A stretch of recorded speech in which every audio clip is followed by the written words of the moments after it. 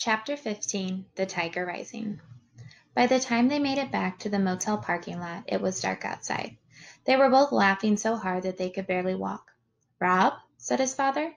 He was standing at the door to their room. A blue-gray light from inside swept out around him. "Yes, sir," said Rob. He dropped Sistine's hand and he stood up straight. "Where you been?" "Out in the woods." "Did you finish all them chores I told you to do?" "Yes, sir," said Rob.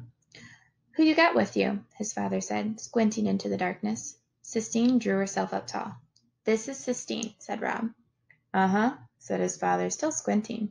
"You live around here?" he asked. "For now," said Sistine. "Your parents know you're out here?" "I'm going to call my mother," said Sistine. "There's a payphone down in the laundry room," said Rob's father. "In the laundry room?" Sistine repeated, her voice full of disbelief. She put her hands on her hips. "We don't got a phone in the room," Rob said to her softly. "Good grief," said Sistine. "Well, can I have some change at least?" Rob's father reached into his pants pocket and pulled out a handful of coins. He balanced the money in the palm of his hand, as if he was preparing to do a magic trick. Rob stepped forward and took the coins from him and handed them to Sistine. "You want me to go with you?" he asked. "No," she said. "I'll find it. Thank you very much."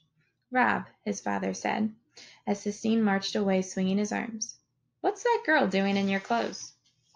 "She had on a dress," Rob said. "It was too pretty to wear out in the woods." "Come on in here," his father commanded. "Let's get that medicine on your legs." "Yes, sir," said Rob. He walked toward the room slowly. His happiness had evaporated. His legs itched. The motel room, he knew, would be as dark as a cave, lit only by the gray light from the TV.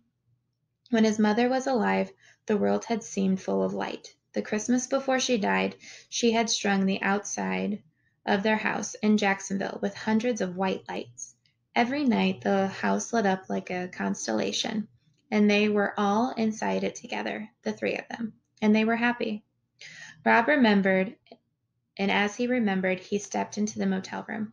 He shook his head and scolded himself for opening his suitcase. Just thinking about all of the things that were gone now seemed to make the darkness darker.